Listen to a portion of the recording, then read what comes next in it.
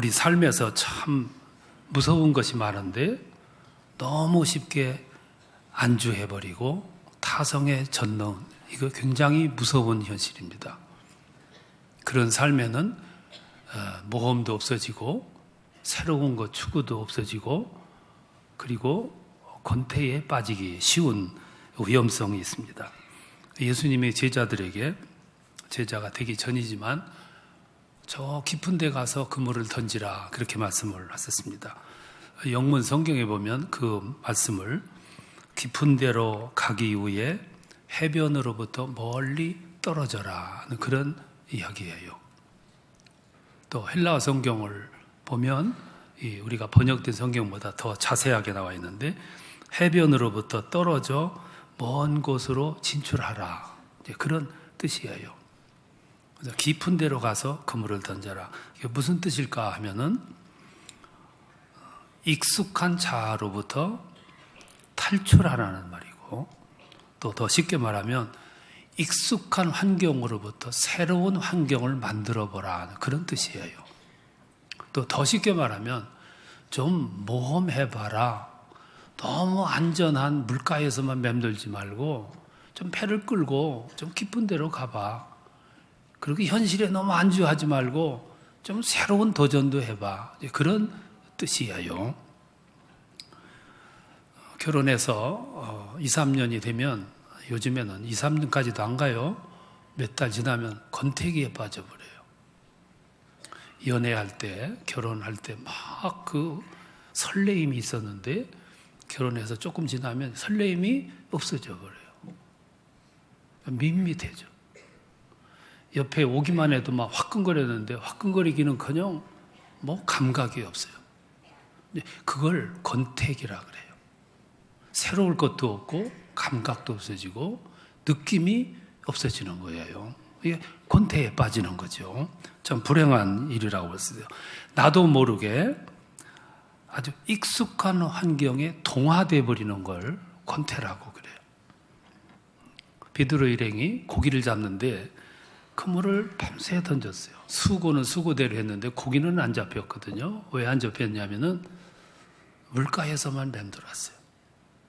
그러니까 예수님 오셔서 배를 끌고 저 멀리 떨어져라. 멀리 나아가라. 그 말은 안주했던, 안정됐던 요 물가 환경에서 좀 탈출해. 새로운 환경을 만들어봐.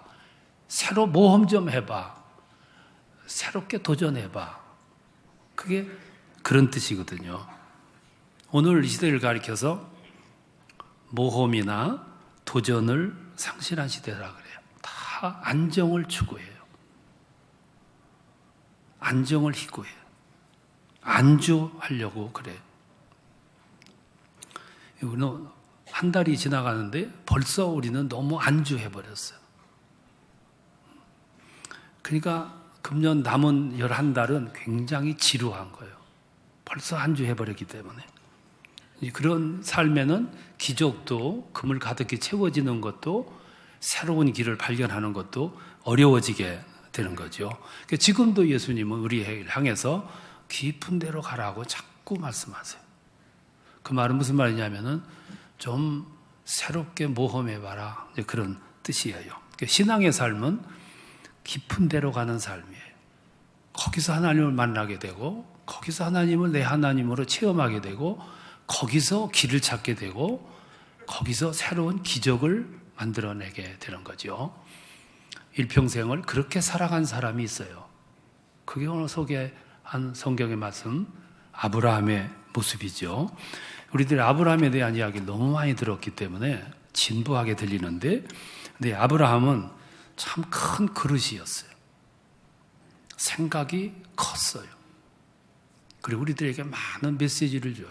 성경에 보면 아브라함이라는 한 사람의 개인적인 삶의 내용의 모습을 장황하게 설명해 주고 있어요. 우리에게 주시고자 하시는 메시지가 굉장히 많다는 거예요. 아브라함은 대표적으로 3가지 우리들이 도전받아야 할 내용이 있어요. 하나는 모험의 삶을 살았어요. 75세 때 하나님이 그를 찾아가셔서 고향을 떠나라 했을 때 그는 고향을 떠나요. 아무나 떠나는 건 아니죠. 그 마음속에 모험이 있었기 때문에 하나님이 찾아가신 거고, 찾아가셔서 그에게 미션을 주니까 떠난 거예요. 모험이 있었기 때문에. 사람이 마음속에 모험심이 있고 또 새로운 것을 추구하는 마음이 있고 그런 것을 추구할 만한 꿈이 있다는 것은 굉장히 소중해요. 그런 사람은 반드시 사용받아요.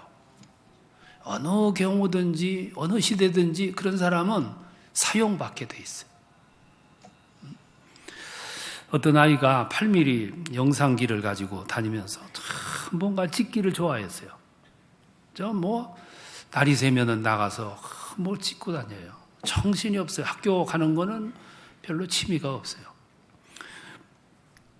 고등학교 2학년 때 마침내 중퇴를 해요. 부모들이 성화지요. 환경을 바꿔주고 싶어서 다른 동네로 이사를 가요. 근데 거기서도 마음을 못 잡고 그 영상기만 덜어 가지고 다니면서 참 찍기를 좋아해요. 근데 어느 날 유니버설 스튜디오를 가요. 거기 가가지고 그는 미쳐요. 내가 꿈꾸던 게 다 여기 있어요. 여기 있는 걸 보니까 전부 내가 추구하던 것들이에요. 그러니까 거기를 매일 출근하는 거예요. 그리고 10년 후에 그는 조그마한 영화 하나를 만들어요. 대히트를 친 거예요. 그냥 히트 친 게 아니고 아주 대히트를 친 거예요. 8억 7천만 달러를 벌어요. 28살짜리가. 그게 스필버그 얘기예요. 영화의 기재 스필버그 얘기라고. 하나님은 우리들에게 다 꿈을 주셨어요. 이 꿈을 신앙적인 용어로 보면 모든 사람들에게 비전을 주셨고 소명을 주셨어요. 사람들은 그 소명, 내게 주어진 사명, 재능, 이것들을 개발해서 이 세상을 함께 더불어 만들어 나가는 거죠. 이런 재능, 하나님으로부터 주어진 이 소명, 미션을 가진 사람들은 그거를 이루기 위해서 힘쓰고 노력하는 거죠. 하나님은 아브라함에게 너는 복의 근원이 되리라. 네 미래가 창대하리라. 큰 미션, 꿈을 주시는 거죠. 그러니까 그 꿈을 그냥 한 번 준 것도 아니고 계속해서 확인하세요. 오늘 본문만 봐도 롯과 다투고 헤어진 후에 하나님이 또 새로운 확인을 주시는 거예요. 동서남북을 바라보라. 이 창대한 땅이 넓은 대지가 다 네 것이 되리라. 이곳에 네 자손들이 충만하리라. 너는 이 세상의 복의 근원이 되리라. 엄청난 복이죠. 그러니까 그런 꿈을 가졌다. 그런 하나님이 주신 미션을 내 마음속에 품고 있다. 그 인생이 여러분 얼마나 행복하겠어요? 오늘 주어진 현실은 그것과 동떨어진 현실이지만 그게 문제가 되지를 않는 거죠.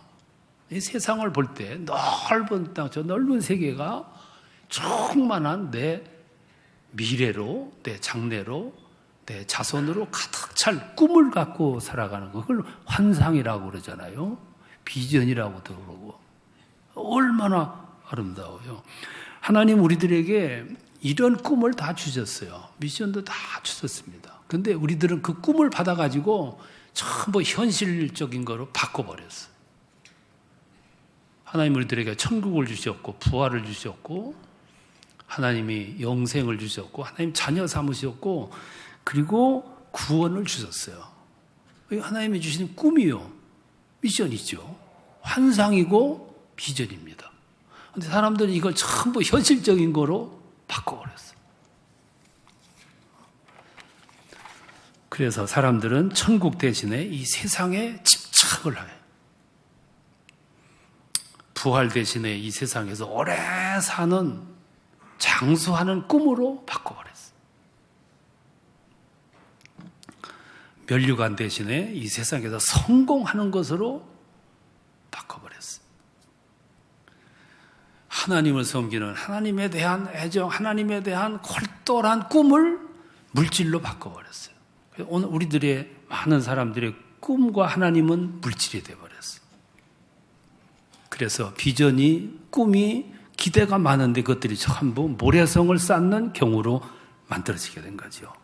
그걸 만들고 나가다가 안 되면, 뜻대로 안 되면 모두가 다 절망하고 낙심하고 못 살겠다고 야단하고, 이게 오늘 현실의 모습이잖아요. 우리들 마음속에 어떤 생각을 품고 살아가느냐는 건 참 중요해요. 그래서 하나님은 아브라함의 마음속에 그 꿈을 준 거예요. 왜? 그 꿈을 이룰 만한 모험심이 있었기 때문에. 아브라함에게서 배우는 거예요. 또 하나는 그 꿈, 하나님이 주신 미션을 이루기 위해서 인내와 수고를 했어요. 아브라함의 삶을 통해서 발견해요. 꿈은 어느 날 갑자기 이루어지는 게 아니에요. 하나님이 주신 꿈은 장차 넓은 땅과 젖과 꿀이 흐르는 그런 땅이에요. 그리고 많은 자손이, 복의 근원이 되는 거죠. 그런데 그 하나님이 주신 꿈은 금방 오늘 내일 이루어지는 꿈은 아니었어요. 어쩌면 많은 시간이 필요했고, 또 어쩌면 내가 죽은 후에도 이루어질 거예요. 근데 아브라함에게 주었던 그 꿈은 아브라함이 죽고 나서 500년 만에 이루어져요. 출애굽한 백성들이 홍해를 건너서 저 넓은 광야에 탁 모였는데 그 모습이 하늘의 별 같았고 땅의 모래와 같았어요. 그거 이루어지는데 500년 걸렸어요. 그러니까 우리들이 세상을 살면서 하나님의 뜻을 이루는데 오늘 내일 갑자기 뭔가 이루어달라고 기도하는 것은 하나님을 몰라서 그래요. 하나님이 주신 뜻은 어쩌면 굉장히 길 수 있어요. 오랜 세월이 필요할 수 있어요. 오늘 사람들은 인내가 없어요. 수고가 없고 인내가 없어요. 빨리 결실을 맺고 빨리 열매를 거두고자 하는 마음이 있어요. 그래서 다 급해. 그런데 빨리 열매를 거두는 것은 다 귀한 것이 없어요. 금은 어디 가서 그냥 주술 정도 된다면 그건 금도 아니에요. 진주는 들짝밭에서 이렇게 그냥 고르듯이 주술 수 있다면 그건 진주가 아니에요. 정말로 소중한 것들은 시간이 많이 필요해요. 인내가 필요하고 수고가 필요해요. 호박은 심으면 한 달 만에 열매가 열려요. 호박은 값이 없어. 꽃이 참 소중한데 여기다가 호박꽃들 갖다 꽂는 사람은 없어. 너무 쉽게 피어. 오늘 사람들이 너무 쉽게 결과를, 열매를, 결실을 거두려고 그래요. 그 인내도 수고가 없는 거죠. 클린턴이라는 전 대통령이 어려서 불우한 시절을 보냈다고 그래요. 아버지가 일찍 세상을 떠나 어머니가 일찍 개가해버려요. 의붓 아버지가 이 소년을 너무 학대를 해요. 소년 시절에 방황돼요. 때로는 한번 아버지하고 붙어볼까? 아니면 집을 나가버릴까? 고민을 해요, 고민. 그러다가 그를 붙들어준 하나의 동기가 뭐냐면 그가 살아가는 동네의 이름이었어요. 그 동네 이름이 호프였어요. 희망. 그는 그 호프라는 말을 늘 대매면서 그래, 언젠가는 내 미래에도 희망이 있을 거야. 지혜로운 젊은이였죠. 그 호프를 지녀. 그리고 교회 나가가지고 그 꿈을 익혀가요. 그러면서도 그런 환경에서 고등학교 다니면서 미식 축구의 주장이 돼요. 어느 날 케네디 대통령이 그 지역에 방문했다가 그 학교를 들려요. 미식 축구의 주장이었던 클린턴이 대표로 대통령과 악수하는 기회를 가져요. 당돌하지만 그 앞에서 그가 한 말이 뭐냐면 나도 당신 나이에 당신처럼 되겠다고. 근데 그런 꿈을 가졌다면 방종하지 않아요. 시간을 함부로 보내질 않아요. 준비하고 수고하고 땀을 흘리는 거예요. 얼마 동안 땀을 흘리냐면 30년을 준비해요. 그리고 어느 날 그 자리에 가는 거예요. 꿈 있는 사람은 그냥 있질 않아요. 수고해요. 노력하고 땀을 흘려요. 올림픽에 가기 위해서 선정된 선수들은 누가 보지 않아도, 하라고 하지 않아도 스스로 땀을 흘려요. 올림픽에 나가는 선수들이 땀을 흘리는 거 보면 정말로 땀이 물로 흐르듯이 흘려. 누가 시켜서 그렇게 하는 게 아니에요. 스스로 해요. 왜 그러냐면 그에게는 목표가 있기 때문에. 목표가 비전이고요, 미션이에요.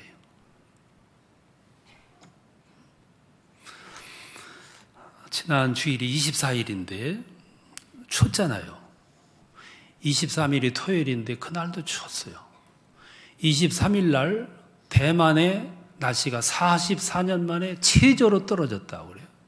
그게 영상 4도예요. 그런데 86명이 죽었어. 포항에서는 포항 스틸러스라고 하는 프로축구단 선수들이 그 추운 영하의 날씨에 5시간 동안 운동장에서 축구 연습을 했어.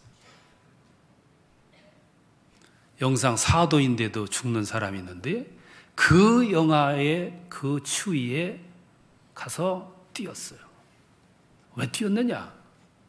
따뜻한 찜질방에 가면 얼마나 좋은데. 근데 그 추운 날 운동장을 누비면서 옷을 벗어지고 그렇게 뛸 수 있었던 그들에게 목표가 있었기 때문에 그 목표가 비전이에요. 그런 목표가 있는 사람은 추위가 문제가 아니에요. 배고픔이 문제가 아니라고. 내일이 막막하다고 그게 문제가 아니에요. 환경이 뭐 어쩌고 그게 문제가 아니에요. 정말 사람에게는 그런 목표가 있느냐가 중요한 거예요. 그러니까 엄청난 기적을 만들어내는 거죠.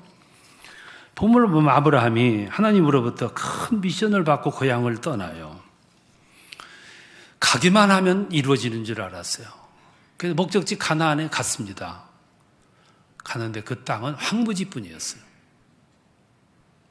도저히 살 수가 없어서 애굽으로 내려가요. 거기 가서 아내를 뺏길 뻔했어요. 정신 바짝 차리고 다시 돌아와요. 다시 돌아와서 그 황무지 속에서 살아가는데 하나님이 주신 시간이 너무너무 길어요. 75세 때 여기 왔는데 25년이 흘렀는데 100세가 됐는데 주리라는 자식이 하나도 없어요. 하늘의 별처럼 마른 존재, 별은 고사하고 하나도 없어요. 젖과 굴이 흐르는 땅, 참 마른 존재, 바라보면 바라볼수록 황무지뿐이에요. 절망이에요, 절망. 현실은 절망이에요. 근데 참 감격스러운 것은 그럼에도 불구하고 꿈을 접지를 않아요. 포기하지를 않아요.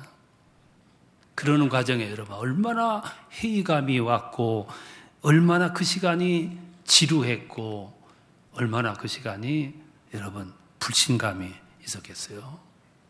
그럼에도 불구하고 그걸 극복해내. 우리가 살아가다가 평안함, 형통함, 건강, 배부름 그것만 다가 아니라는 걸 발견하게 돼요. 살아가다 보면은 건강도 소중하고 배부름도 소중한데 형통도 소중한데 때로 내가 병듦, 배고픔, 앞에 콱 막혔음 이것도 형통 못지않게 좋다는 거를 우리는 살아가면서 배우게 돼요. 그때 뭔가 이루어진다는 것도 배우게 되고 아브라함의 모습을 통해서 우리가 그걸 배우는 거죠. 생각해보면 꿈을 갖는 것도 중요하고 인내하는 것도 중요하고 수고하는 것도 중요한데 이 세 가지는 한 세트예요. 내 계획과 내 목적과 내 뜻이 이루어지는 데는 이 세 가지 중에 하나도 없으면 이루어질 수가 없는 거예요. 이걸 성경을 통해서 배워요. 아브라함에게는 그런 모험심이 있었어요. 그리고 수고하며 인내해요. 또 하나가 있어요. 아브라함의 머릿속에 마음속에는 온통 하나님에 대한 생각이 꽉 차 있어요. 그걸 어디서 발견하냐면 아브라함은 가는 곳마다 제단을 쌓았다 그랬어요. 그 이야기는 뭐냐면은 그의 삶 속에 중심이 하나님이었다는 얘기예요. 그리고 오늘 본문도 그래요. 롯과 헤어진 후에 막막한 대지를 바라보고 있을 때 하나님 또 말씀하세요. 동서남북을 바라보라. 이 땅은 내게 주어지는 땅이니라.